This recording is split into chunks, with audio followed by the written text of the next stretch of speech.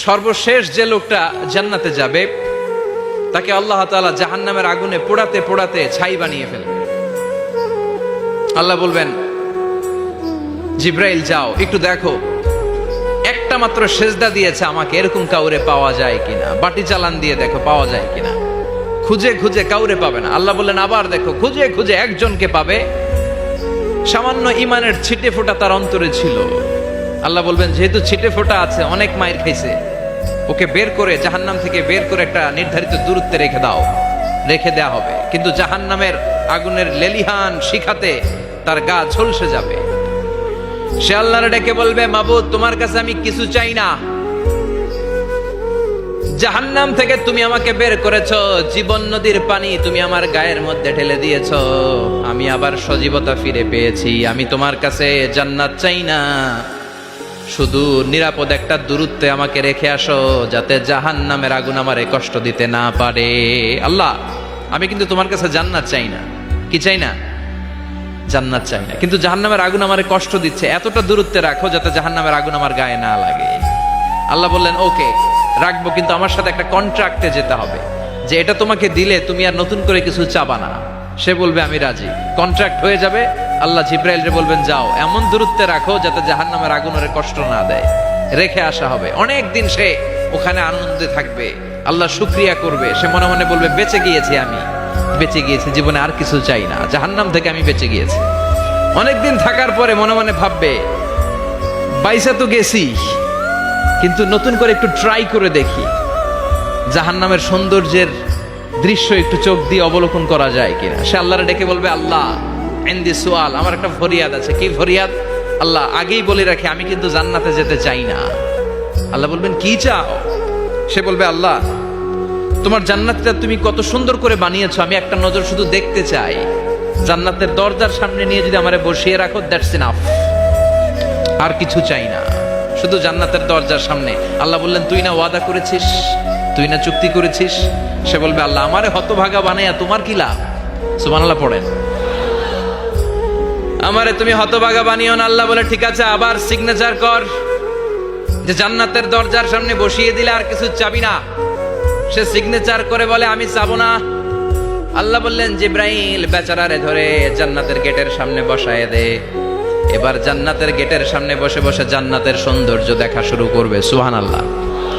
এমন সৌন্দর্য যেটা চোখ দিয়ে কেউ দেখে নাই, কান দিয়ে শোনে নাই। ওই সৌন্দর্য চোখে দেখে, কান দিয়ে আওয়াজ শোনে, মাগার ভোগ করতে পারে না। অন্তরে জ্বালা আছে না নাই?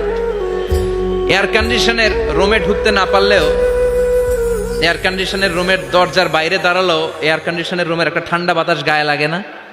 কথা বলেন তো। ও যখন জান্নাতের দরজার সামনে দাঁড়াবে, ওর গায়েও এরকম জান্নাতের ঠান্ডা বাতাসের হিমেল ছোঁয়া গাটাকে শীতল করে দিবে।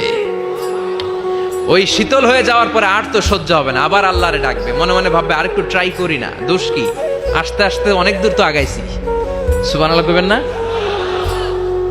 এবার আল্লাহরে বলবে, আল্লাহ ইনদি সুআল, আল্লাহ তুমি যদি কোনো বিষয়ে নতুন করে ডিসিশন নাও, তোমারে জিজ্ঞেস করার মতো কি কেউ আছে? আল্লাহ বলে, না, আমি তো সব রাজার বড় রাজা, মহারাজা, আমার উপরে তো কারো কথা চলে না। ওই হতভাগা লোকটা বলবে, আল্লাহ এত সুন্দর জান্নাত তুমি বানালাম, চোখ দিয়ে সৌন্দর্য দেখি, কান দিয়ে আওয়াজগুলো শুনি, হুর আর গেলমান হেঁটে বেড়ায়, এত সুন্দর জান্নাত চোখ দিয়ে দেখি, ঢুকতে পারি না, আমারে কষ্ট দিয়ে তোমার কি লাভ? ও আল্লাহ, আমারে তুমি মাফ করে দাও, জান্নাতের চিপার মধ্যে এক কর্নারে তুমি একটু আমারে জায়গা করে দাও।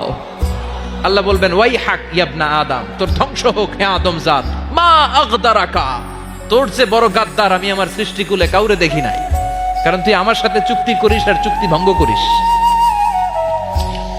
আল্লাহর রহমতের দরিয়ায় তখন জোশ খেলে যাবে, ওর আকুতি মিনতি চাহনি আল্লাহর রহমতের দরিয়ার মধ্যে জোশ লাগিয়ে দিবে। আল্লাহর দয়া হয়ে যাবে, মায়া হয়ে যাবে। আল্লাহ বলবেন, ঠিক আছে, জান্নাতে যা। লোকটা এবার এক দৌড়ে জান্নাতের ভিতরে ঢুকে যাবে। লোকটার দৌড় দেখে আবার লোকটারে আল্লাহ ডেকে বলবে, একটু দাঁড়া, একটু দাঁড়া, জান্নাত তো দিছি, তো দৌড় দিলি কেন? সুবহানাল্লাহ কইবেন না? লোকটি বলবে, আল্লাহ প্ল্যান তো আমি কম করি নাই, এত চেষ্টার ফলে আমি আসতে পারছি, আবার যদি তুমি বাইর করে দাও, এই জন্য এক দৌড়ে এমন চিপার মধ্যে লুকামো যাতে তুমি আমার না দেখো। আবার আল্লাহর রহমতের দরিয়ায় জোশ খেলে যাবে, আল্লাহ কাছে ডাকবে, কাছে আয় ও গোলাম, তোর কি মনে চায় আমারে বল, আজকে তুই চাইতে থাক, আমি দিতে দিতে তোর মনের সব আশা পূরণ করে দেব। লোকটা খুশি হয়ে বলবে, আল্লাহ আমারে এটা দাও, বাড়ি দাও, গাড়ি দাও, নারী দাও, এটা দাও, ওটা দাও, একের পর এক চাইতে থাকবে, আল্লাহ সব তারে দিতে থাকবে। চাইতে চাইতে লোকটার সব চাওয়া যখন শেষ, সে বলবে, আল্লাহ আর আমার চাওয়ার কিছু নাই। আল্লাহ বলেন, নো, এত তাড়াতাড়ি যে তুমি খেলা শেষ করতে পারবা না মনু, আমার সাথে তোমার এই খেলা আরো লম্বা সময় চলতে হবে, তোমার অনেক কিছু চাইতে হবে। তুই আজকে চাইতে চাইতে তোর সব চাও আমার কাছে বলবি, আর আমি দিতে দিতে তোর জীবন ধন্য করে দেব। সে আবার চাইতে শুরু করবে, আল্লাহ এটা দাও, ওটা দাও, ওটা দাও, আল্লাহ দিতে দিতে সব দিবে। এরপরে বলবে, আল্লাহ মাফও চাই, দোয়াও চাই, আর চাওয়ার কিছু নাই। আল্লাহ বলবেন, তাই ঠিক আছে, তোরে আমি জান্নাতে ঢুকাই দিলাম, তবে মনে রাখিস তোর জান্নাতটা হবে সবচেয়ে ছোট জান্নাত, আর তোর জান্নাতটা হবে এই পৃথিবীর 10 গুণ। চিল্লায় এখন সুবহানাল্লাহ।